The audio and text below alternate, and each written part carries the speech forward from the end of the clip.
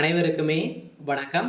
சற்று முன் கிடைத்திருக்கக்கூடிய ஒரு மிக மிக முக்கியமான ஒரு செய்தி ஒன்று வெளியாகியுள்ளது. சற்று முன் எல்லாம் போச்சே, உன்னையே சும்மா விடமாட்டேன், 7 ஆண்டு சிறை தண்டனை, இது மாதிரி பார்த்தீங்கன்னா செய்திகள் வெளியே இருக்குது. இப்போ தமிழகத்தில் சமீப காலத்துலேருந்தே பார்த்தீங்கன்னா திமுகவுடைய ஆட்சியில் நடந்த சம்பவத்தின் அடிப்படையில் முதல்வர் ஸ்டாலின் அவர்களுடைய ஆட்சி ஒரு ஊழல் ஆட்சியாக தான் பார்க்கப்பட்டு வந்திருக்கக்கூடிய நிலை உருவாகி இருக்கு இல்லையா. இப்போ தமிழகத்திலே வரலாற்றிலேயே முதல் முறையாக பார்த்திங்கன்னா டாஸ்மார்க்குடைய அலுவலகத்திலும் டாஸ்மார்க்குடைய ஆலைகளிலும் பார்த்தீங்கன்னா அதுக்கு சம்மந்தப்பட்ட ஒப்பந்ததாரர்கள் கடைகள் இது மாதிரி பார்த்தீங்கன்னா நிறைய ரைடுகள் தொடர்ந்து 3 நாட்களாகவே நடந்திருந்தது. இந்த ரைடின் அடிப்படையில் இப்போ பார்த்தீங்கன்னா அதிரடியாக வசமாக அமைச்சர் செந்தில் பாலாஜி அவர்கள் சிக்கியிருக்கா இல்லையா. இந்த நிலையில் தான் முதல்வர் ஸ்டாலின் அவர்கள் இப்போ ஈடிக்கு போட்டு அனைத்துமே இவர் தான் இந்த பணங்கள் அனைத்துமே மெகா ஊழல் செய்த அமைச்சர்கள் அனைவருமே பார்த்தீங்கன்னா நீக்கப்படணும் அப்படின்ற மாதிரி திமுக தலைமையகத்தில் முடிவு செய்திருக்காங்க. இந்த நிலையில் தான் அமைச்சர் செந்தில் பாலாஜியுடைய கதை முதல்வர் ஸ்டாலின் அவர்கள் முடித்திருக்காரு.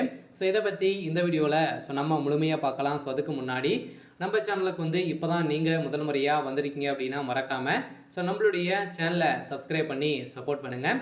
வாங்க வீடியோக்குள்ளே போகலாம். பார்த்தீங்கன்னா இப்போ டாஸ்மார்க்குடைய நிறுவனத்தில் குறைந்தபட்சமே 1000 கோடிக்கு மேலே மெகா ஊழல் நடந்திருக்கு அப்படின்ற மாதிரி அமலாக்கத்துறை பார்த்தீங்கன்னா சந்தேகத்தோடு திடீர்னு களத்தில் இறங்கி திமுக சேர்ந்த அமைச்சர் செந்தில் பாலாஜி சம்மந்தப்பட்ட வீடுகளிலும் அவருடைய சம்மந்தப்பட்ட அலுவலர்களும் ரைடுகளும் நடந்தது. அதே மாதிரி டாஸ்மார்க்குடைய ஊழலில் முறைகேடு குறித்து டாஸ்மார்க்குடைய அலுவலகத்திலும் அதே மாதிரி டாஸ்மார்க்குடைய தலைமையக அலுவலகத்திலும் அவருடைய கடைகளிலும் ரைடுகள் நடந்தது. இந்த ரைடின் அடிப்படையில் இதில் பார்த்தீங்கன்னா செந்தில் பாலாஜி அவர்கள் வசமாக சிக்கியிருந்தார் இல்லையா. அவர் சம்மந்தப்பட்ட முக்கிய ஆதாரங்கள் ஒரு மினி டைரியும் சிக்கியிருந்தது. இந்த டைரியின் அடிப்படையில் முதல்வர் ஸ்டாலின் அவர்கள் சிக்கியிருந்தார்.